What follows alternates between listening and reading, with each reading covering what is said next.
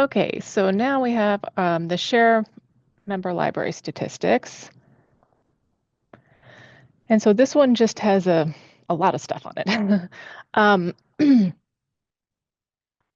Let's see.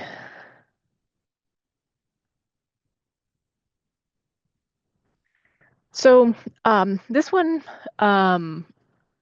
it has I think provides a lot of insights that are good for trend analysis and benchmarking, and maybe has data that you can pull for infographics and things like that.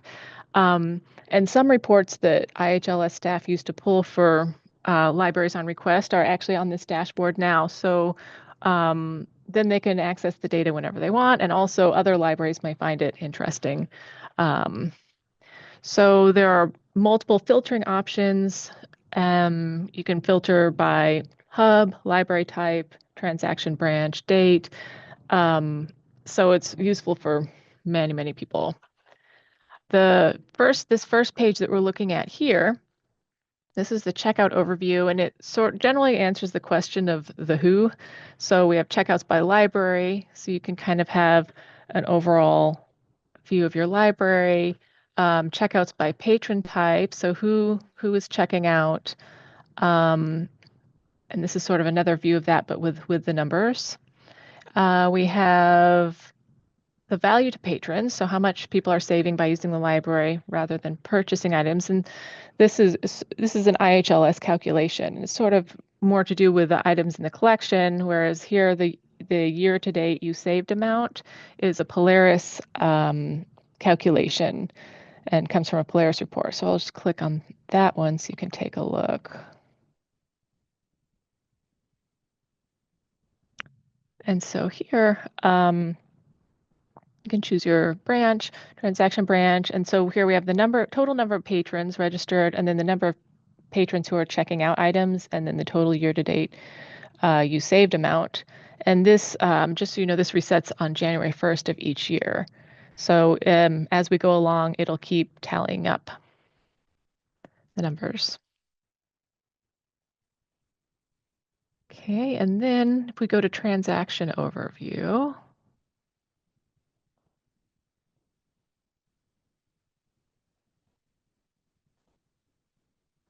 this is a little bit more of the what and what's happening. So you can see what types of materials patrons are checking out, where they're checking out, whether it's the home, library, or other, and who owns the items that they're checking out. And then if you click here, you can see this comes from the reverse cross borrowing report. So it's a further breakdown of where patrons are checking out items, specifically what libraries and how many patrons and transactions you have there. And then these month, day of the week, and so on and so forth, these are activity reports. These are just sort of fun to play around with. So here you can see checkouts by month and day of the week. And right now, if we're looking at 2023, 2024, and 2025, so I could just, let's say we want to see just the numbers for 2024. We can go there and then see, here, for example, looks like Wednesdays were pretty popular, Thursdays in February. And you can also, of course, go straight to your library and kind of see your trends. Have the same thing for the day of the week.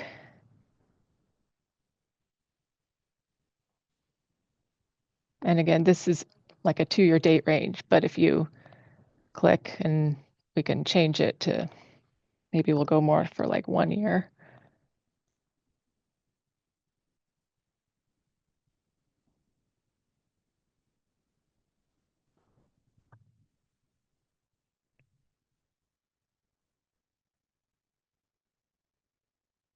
So we can see here, these are the weekly trends, and this is for all libraries. And then say I wanted to just choose one library.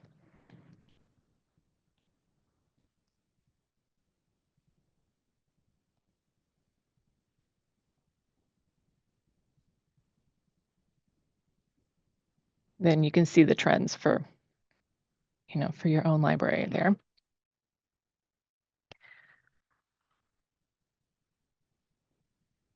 And then day of the month here, this kind of shows you what it looks like. You know, do you have a certain time of the month that's busier, or are you running programs? Is that why you're busier, or are more people coming in? So it's kind of interesting to see too. So depending on what you do with the transaction date, you know, you can move that for a 1 month period, you can do it for a whole year, you can do it for a couple of years and kind of see the different trends.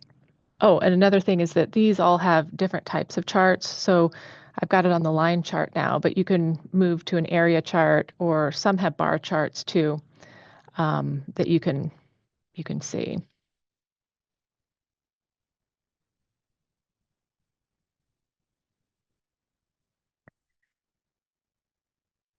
And this one, the month, day, year, this is actually a daily view.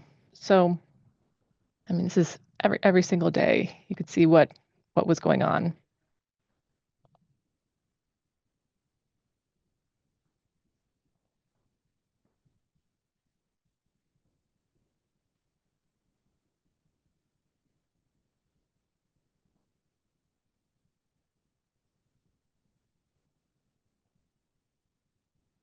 And then you can change the dates too.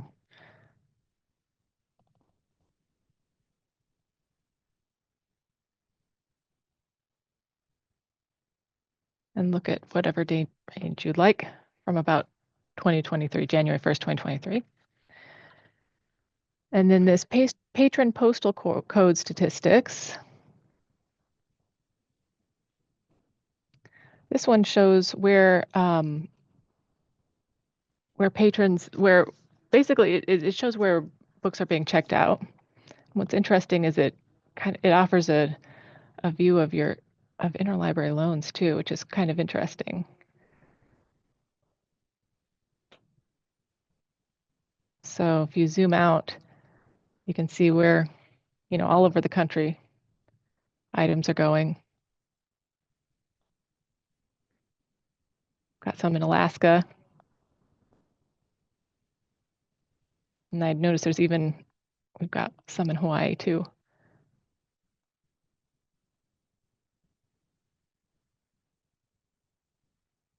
Which is kind of interesting.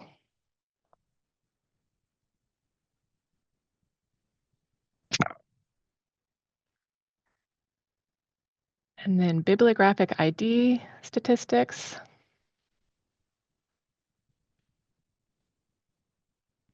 We have a count of unique bib IDs and unique item IDs of items that were checked out. Again, you can change the filtering here. And then this barcode statistics. This is initially done for error detection to see the length of barcode. So for example, here there's this barcode has a length of 2, which is probably not correct, but you can go through and, you know, find your library and see how many barcodes you have of what length, and then the number of total distinct barcodes. And so this one, like the others, you can download a PDF, or you can, if you're not in full screen, then you can go down to the bottom of this, just below the dashboard, and download in a different format here. Okay, and now are there any questions on this one? Then the other question is the patron cross borrowing. Just to clarify, that's the libraries that are listed under my library. Are those patrons coming to my library to check out? So, for example, here, patrons from Albion are going to, these are Albion's, you know, so here they're checking out at home, and Albion patrons are checking out. Let's see, we had one patron checking out at Fairfield, and looks like they checked out 5 items. So this is on the far left is where the patron is from, and on the right is where they're doing the transaction.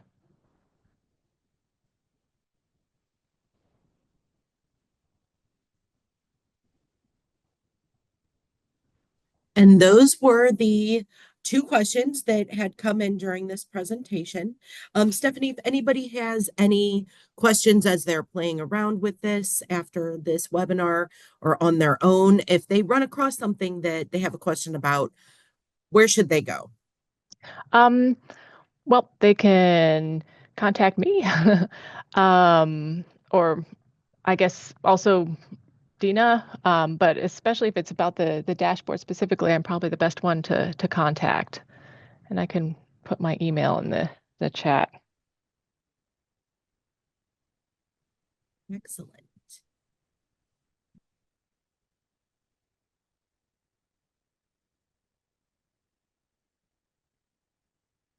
Okay, well, we are just 2 minutes over. We are right on schedule today, pretty much. So I'm going to go ahead and stop the recording. And